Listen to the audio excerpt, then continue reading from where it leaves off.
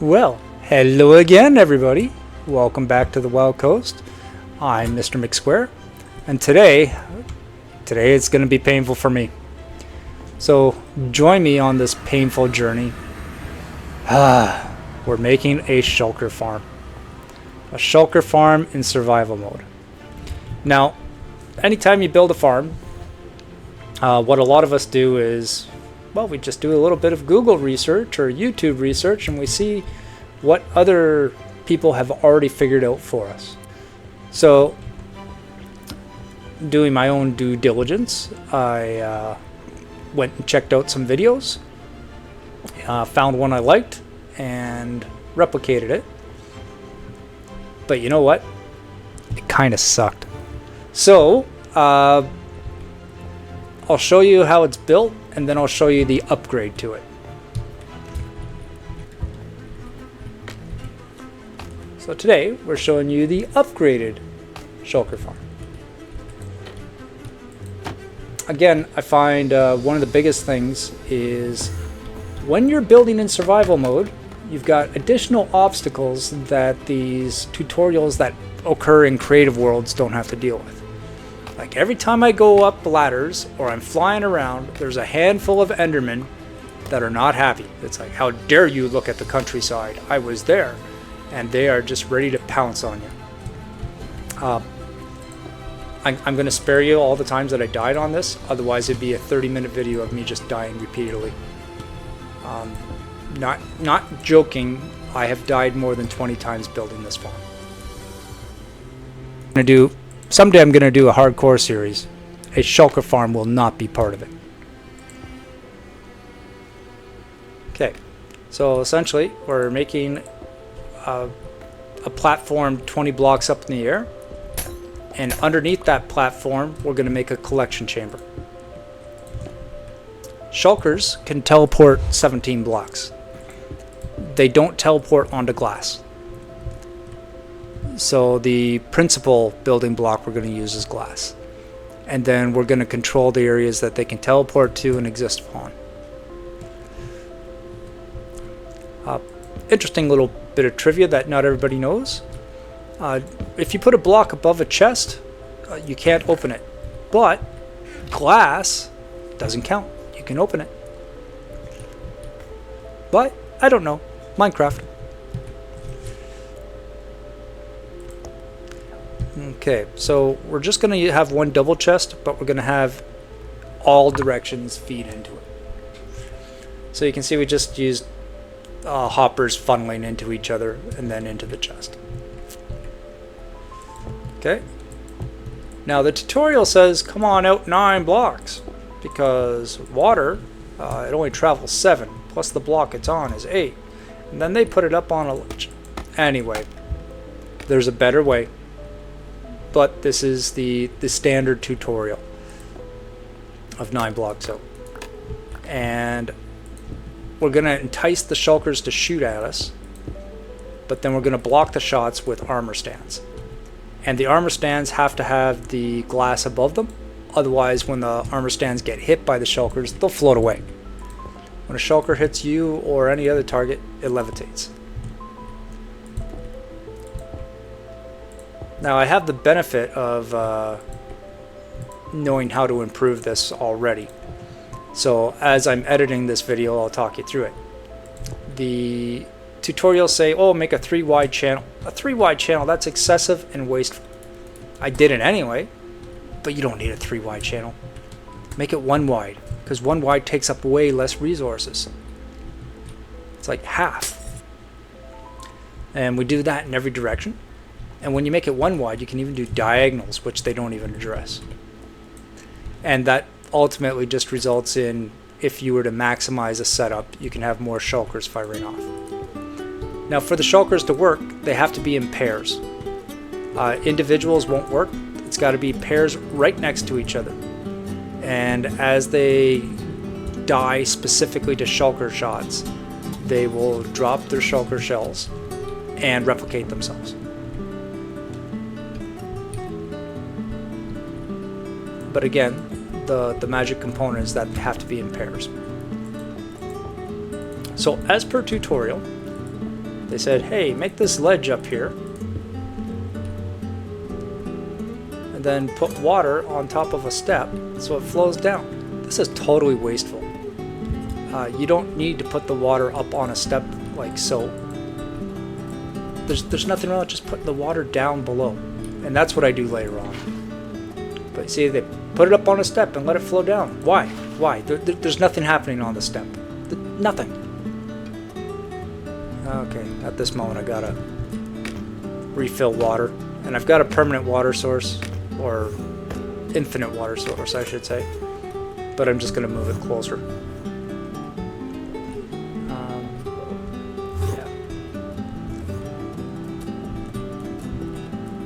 Make one here. So as I was saying, the tutorials just get you to do things that are excessive. Yeah, they work, but they're totally unnecessary.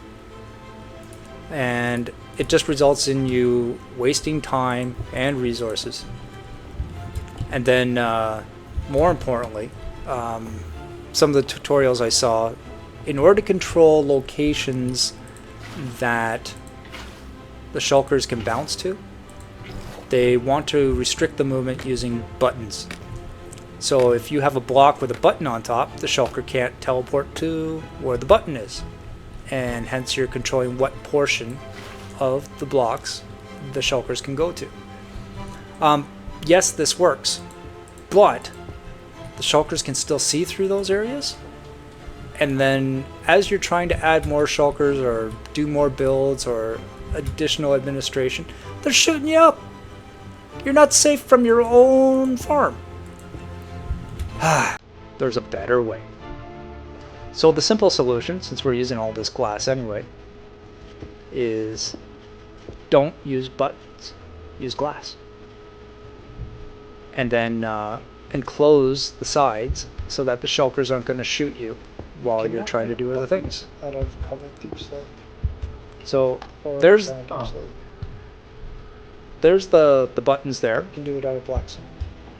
And I'm just chatting with another player in game and explaining that you can't make buttons out of every material.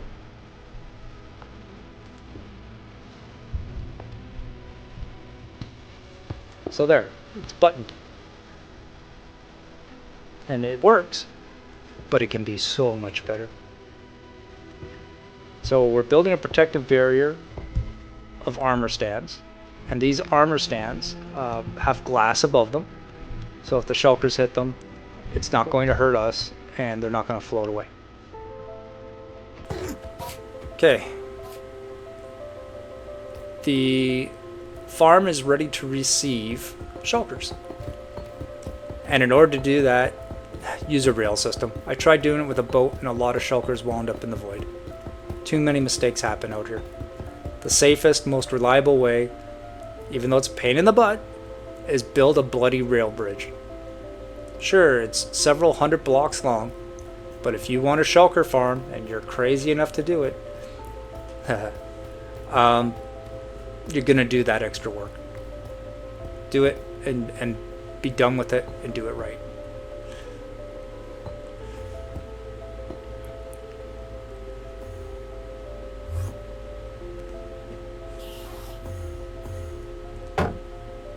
Oh, yeah, getting hit by Enderman again. This is a constant problem. Seriously, I died so many times.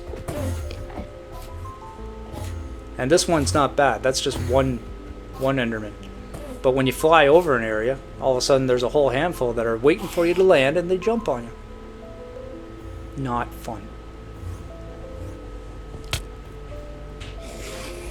Hey, I'm trying to work here.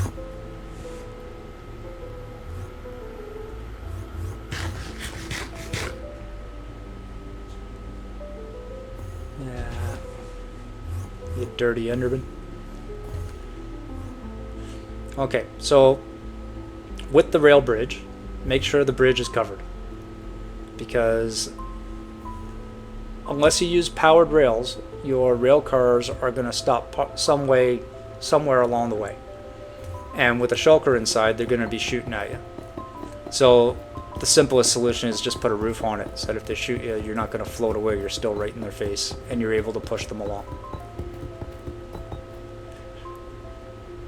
You'll see later on I widen this out, so it's 3 wide.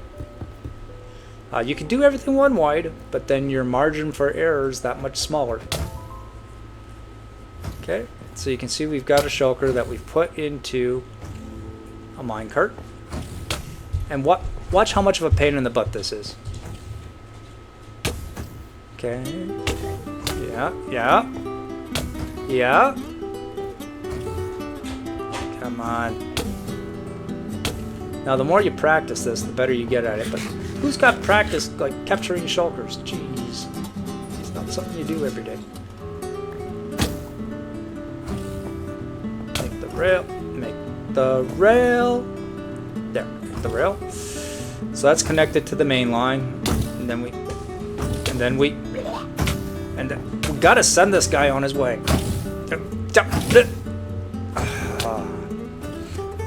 This is just shulker number 1. We need 16 of these guys to maximize the farm. 24 if we included diagonals, but I'm not going to do that. There comes a point where it doesn't have to be maximized. It's good enough for your needs.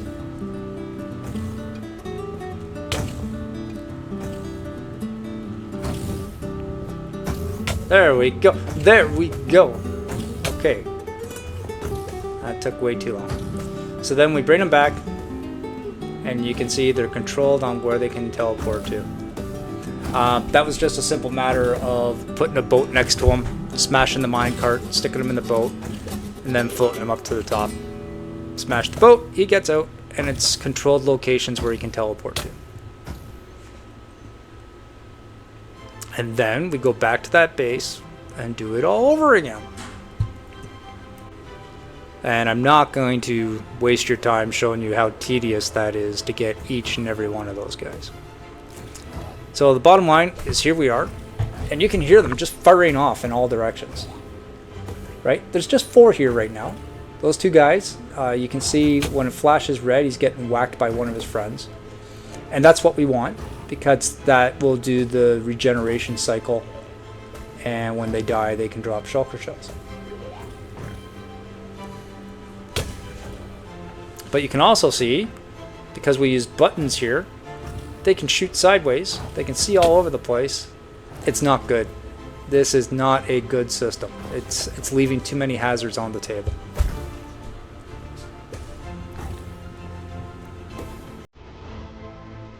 No sir, I don't like it.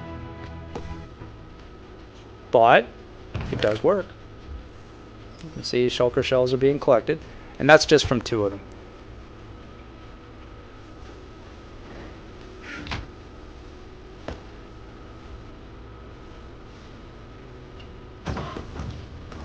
Okay, so now you can see I've encased them in glass, and I'm just going to remove them to remove the spawnable blocks, just so I can steer all the shulkers in one direction. There's only 4 shulkers here right now. 4. And because they can still see me, they are shooting the crap out of me and making it really hard to get anything done. So bouncing over to a creative world, I can show you that it's much more efficient just to make these things 1 wide instead of 3 wide, and enclose the sides in glass, so that those guys there, they don't see you, they don't shoot you.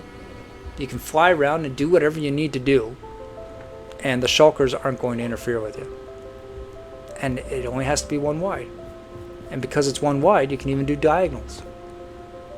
Okay. Putting all that trauma behind us. So many deaths. I say more than 20. It's way more than 20.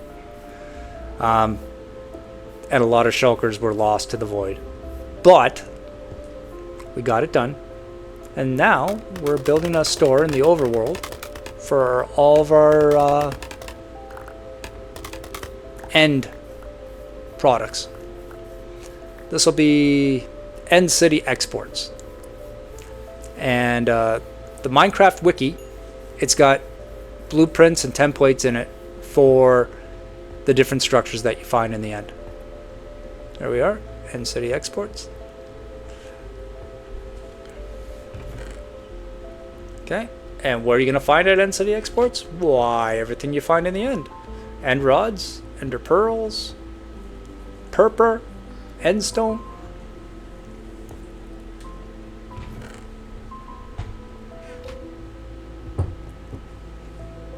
And then that way it doesn't take up space in the warehouse.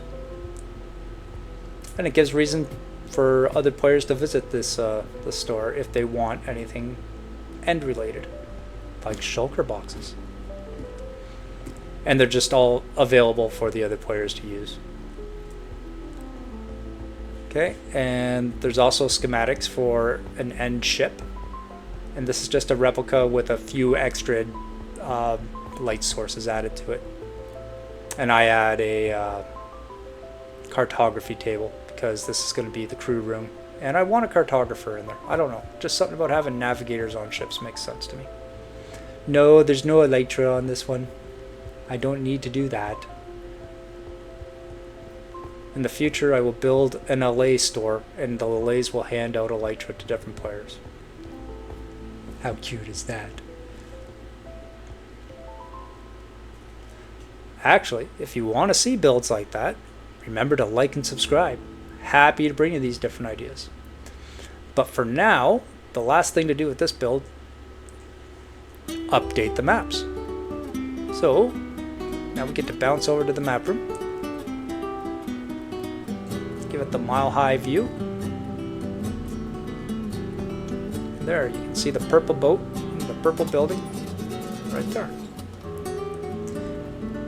Well, thanks again for joining me. It's been a very painful pleasure. Bye-bye.